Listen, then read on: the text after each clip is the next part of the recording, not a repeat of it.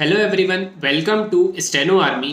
ये वीडियो उन सभी स्टूडेंट्स के लिए है जो एसएससी स्टेनोग्राफर की प्रिपरेशन कर रहे हैं।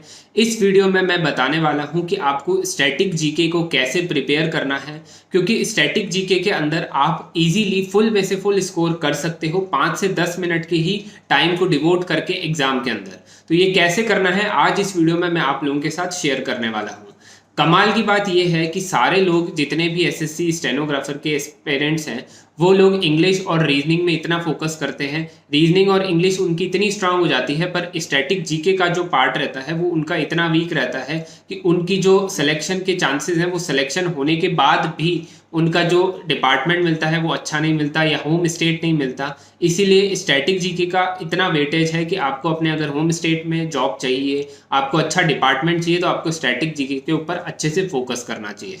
तो इस वीडियो में मैं आपको बताने वाला हूं कि आपको स्टैटिक जीके के अंदर क्या पढ़ना चाहिए, कैसे पढ़ना चाहिए, कहाँ से पढ़ना चाहिए और क्या मिस्टेक्स है जो आपको नहीं करनी चाहिए प्रिपरेशन करने के वक्त। तो इस वीडियो में शुरू करते हैं स्टैटिक जीके की प्रिपरेशन के बारे में, लेकिन उससे पहले चैनल को सब्सक्राइब कर दीजिए, क्योंकि एग्जाम होने के बाद में इस चैनल पर आपको डेडिकेटेडली ग्रेड सी और ग्रेड डी की स्किल टेस्ट की प्रिपरेशन में आपको एक कोर्स के थ्रू करवाने वाला हूं, जो कि फ्री ऑफ कॉस्ट यूट्यूब पर रहेगा।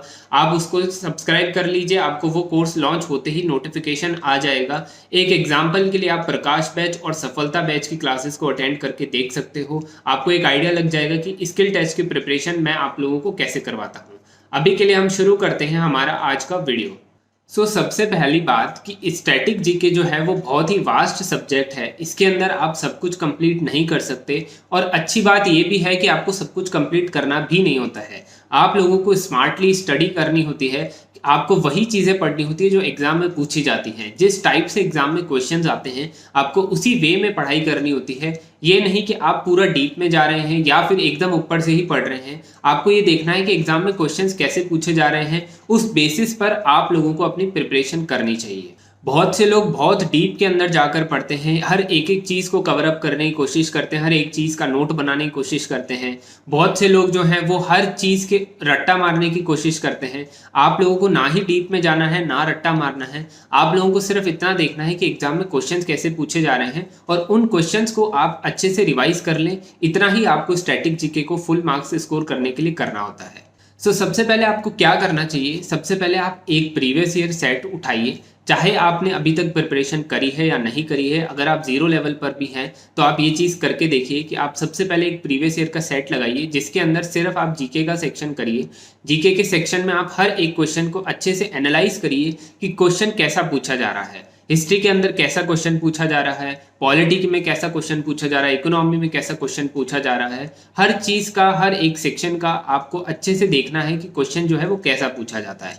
मान लेते हैं एग्जाम्पल के लिए कि हिस्ट्री में आपसे पूछा गया कि who was the founder of Gupta dynasty. अब इसमें आपको क्या समझ में आया कि भाई गुप्ता डायनेस्टी का फाउंडर कौन है, मतलब एकदम ऊपर ऊपर से आपको क्वेश्चन पूछा गया है। अब आपको क्या करना है कि आपको इसी टाइप के क्वेश्चंस जो है वो गुप्ता डायनेस्टी से रिलेवेंट करने हैं। जैसे फॉर एग्जांपल आपने ये देख लिया कि गुप्ता डायनेस्टी का रूलर कौन था, लास्ट रूलर कौन था, फर्स्ट रूलर कौन था, गुप्ता डायनेस्टी में कॉइन्स जो है वो कब इन्वेंट किए गए थे। आपको ये नहीं देखना है कि गुप्ता डायनेस्टी का जो फर्स्ट रूलर था उसने कौन से सन में कौन सी लड़ाई करी थी। आपको ये नहीं देखना कि कौन सा कॉइन जो है वो कब लॉन्च हुआ था, कौन सा कॉइन का साइज क्या था। ये सब कुछ आपको नहीं देखना, आपको सिर्फ ऊपर ऊपर से देखना है। हर एक सेक्शन में आपको एक एनालाइज करना होगा कि जीके में, हिस्ट्री में कैसे क्वेश्चंस आ रहे हैं, पॉलिटी में कैसे क्वेश्चंस आ रहे हैं। उसके बाद में आपको क्या करना है, आपको इसी रेलेवेंट क्वेश्चंस को गूगल से निकालना है या फिर आप किसी बुक से निकाल सकते हो और स्टैटिक से इसको लिंक करते हुए आपको इसके क्वेश्चंस को करना है। अब मान लेते हैं गुप्ता डायनेस्टी आपको समझ में आ गई कि कैसे क्वेश्चंस पूछ रहा है, तो आपने गूगल पर जाकर के लिखा गुप्ता डायनेस्टी के 500 एक इंपॉर्टेंट क्वेश्चंस आपको गूगल पर ढूंढने हैं। तो वो सारे 500 क्वेश्चंस आप करेंगे तो आपको सारा जो स्टैटिक जीके है गुप्ता डायनेस्टी पर एकदम से अच्छे से कवर हो जाएगा। अब मान लेते हैं गुप्ता डायनेस्टी तो एक तरह से हिस्ट्री का पार्ट है, पर हम देखें कि अगर हम ज्योग्राफी या फिर पॉलिटी या इकोनॉमी में देखें, मान लेते हैं कि एक एग्जाम्पल के वे में एक करंट न्यूज़ आई है कि महाराष्ट्र के कोई एक क्रिकेटर की डेथ हुई है। अब आपको एग्जाम में कैसा क्वेश्चन पूछा जा सकता है करंट को रिलेट करते हुए, कि आपको ऐसा क्वेश्चन पूछा जा सकता है कि महाराष्ट्र के अंदर कौन सा ऐसा स्टेडियम है जो सबसे बड़ा है, या फिर महाराष्ट्र के अंदर फेमस स्टेडियम कौन सा है। तो एक तरह से आपको करंट से ही रिलेट करते हुए उन्होंने स्टैटिक का क्वेश्चन पूछ लिया।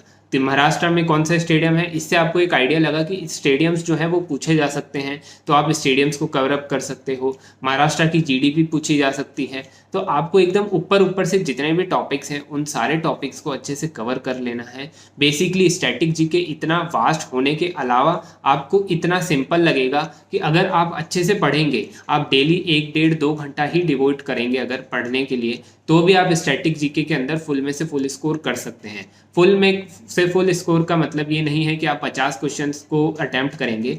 50 में से मान लेते हैं आपको 16 क्वेश्चन या 20 क्वेश्चंस आ रहे हैं, तो आप उनको जब अटेम्प्ट करेंगे उसमें आपके फुल में से फुल मार्क्स आएंगे, एक भी मार्क्स कटने के 0% चांसेस हैं। तो इस टाइप से आपको प्रिपरेशन करनी है। इसके अलावा आपको पढ़ना कहाँ से है? सबसे पहला गूगल से आपको क्वेश्चंस निकालना है। दूसरा, आप ल्यूसेंट बुक कर सकते हैं, ल्यूसेंट की जो ऑब्जेक्टिव बुक आती है उसको आप कर सकते हैं। तीसरा, आप मॉक टेस्ट लगाइए, प्रीवियस ईयर सेट लगाइए। इन 4 सोर्सेज के अलावा आपको कहीं पर भागने की ज़रूरत नहीं है।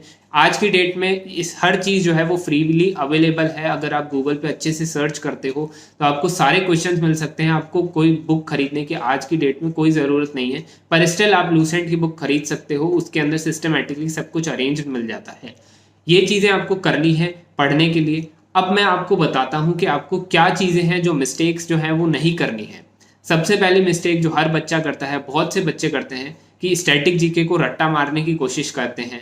आपने 10,000 क्वेश्चंस मान लेते हैं अपने 2 से 4 महीने की प्रिपरेशन के अंदर तैयार किए, और 10,000 क्वेश्चंस को रट्टा मारने की आप कोशिश कर रहे हैं। तो आप रट्टा मत मारिए, एक चीज़ को भी रट्टा मत मारिए। आप अगर आपने 10,000 क्वेश्चंस निकाले हैं, उनको आप 10 बार रिवाइज कर लोगे, तो आपको जब भी एग्जाम होगा, तो जैसे ही एग्जाम के अंदर क्वेश्चन आएगा और सामने आपको 4 ऑप्शंस दिखेंगे, आपको अपने आप क्लिक कर जाएगा कि इसका आंसर ये हो सकता है। तो रट्टा नहीं मारना, पहला पॉइंट ये ध्यान रखना है। दूसरा, आपको ये ध्यान रखना है कि आपको एक शेड्यूल बना करके अपने सिस्टमेटिक प्रिपरेशन करनी है। बहुत से बच्चे सुबह उठते हैं, सुबह उठ के कुछ भी प्रिपरेशन करने स्टार्ट कर देते हैं, स्पेशली स्टैटिक जीके के अंदर, कि आज ये पढ़ लेते हैं, आज वो पढ़ लेते हैं। ऐसा नहीं करना है। आपको वीकली एक टारगेट सेट करना है। वीकली आप मान लेते हैं 4 टॉपिक आपने उठाए, और चारों टॉपिक के ऊपर आप अच्छे से पूरे वीक के अंदर जितने क्वेश्चन हो सकते हैं उतने क्वेश्चन को करिए, सो डैट वो 4 टॉपिक्स आपके अच्छे से कवर हो जाएं। एकदम एक तरह से उलझन में मत रहिए कि आपको है ना आज ये पढ़ रहे हैं, कल वो पढ़ रहे हैं, परसों वो पढ़ रहे हैं, ऐसा मत रहिए। आप अच्छे से एकदम पहले संडे को पूरा शेड्यूल बना लीजिए कि मंडे से सैटरडे तक आपको ये करना है। फिर सैटरडे को आप ये सारे रिवीजन कर लेंगे, सो डैट आपके जो जितने भी आप टॉपिक एक हफ्ते के अंदर पढ़ रहे हैं वो सारे कवर अप हो जाएं आपके, और सारे जो है वो अच्छे से याद रहें। तीसरी जो मिस्टेक बहुत से बच्चे करते हैं कि करंट इवेंट से लिंक नहीं करते अपनी स्टैटिक जीके को। आज की डेट में जितने भी पेपर्स होते हैं वो सारे करंट इवेंट से ही स्टैटिक जीके को लिंक करके पूछते हैं।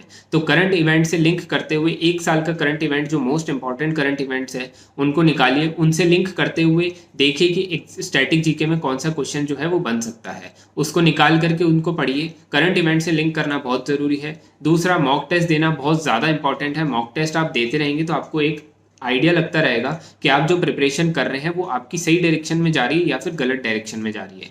इस चीज़ को आप करेंगे तो आपको 100% बेनिफिट मिलेगा। स्टैटिक जीके के अंदर जितने भी क्वेश्चंस आप कर रहे हैं, एटलीस्ट 25 क्वेश्चन जो है वो 50 में से स्टैटिक जीके के ही आते हैं, और इन 25 क्वेश्चन में से 25 के 25 क्वेश्चंस आप फुल में से फुल स्कोर कर सकते हैं अगर आप डेडिकेशन के साथ में स्मार्ट स्टडी करते हैं। तो ये पूरी स्टैटिक जीके की स्ट्रेटेजी है। इसके अलावा करंट अफेयर्स की क्या स्ट्रेटेजी रहेगी उसके लिए मैं आपको एक अलग वीडियो बनाकर दे दूंगा, उससे आपको समझ में आ जाएगी कि इस करंट अफेयर्स को कैसे प्रिपेयर करना है। तो आज का वीडियो यहीं पर एंड होता है। आपको कोई भी क्वेरी हो या डाउट हो तो उसको कमेंट करके पूछ सकते हो। इसके अलावा आपका जब एग्जाम हो जाएगा प्री एग्जाम, उसके बाद में हम स्किल टेस्ट की ग्रेड सी और ग्रेड डी की प्रिपरेशन करेंगे। प्रकाश बैच और सफलता बैच को आप लेकर के देख सकते हो, आपको एक आइडिया लग जाएगा। तब तक के लिए thank you everyone and good bye.